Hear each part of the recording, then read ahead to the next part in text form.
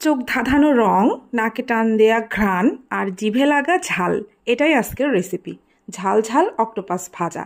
রেসিপিটি বানানোর জন্য প্রথমেই অক্টোপাসগুলোর মধ্যে স্প্রিং অনিয়ন, আদা এবং খাওয়ার ওয়াইন দিয়ে বেশ ভালো করে ম্যারিনেট করে নিতে হবে।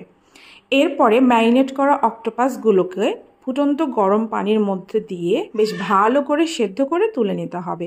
এবারে অন্য একটি কড়াইতে তেল গরম করে আদা রসুন কুচি, শুকনা মরিচ, পেঁয়াজ কুচি দিয়ে বেশ ভালো করে ভেজে নিতে হবে।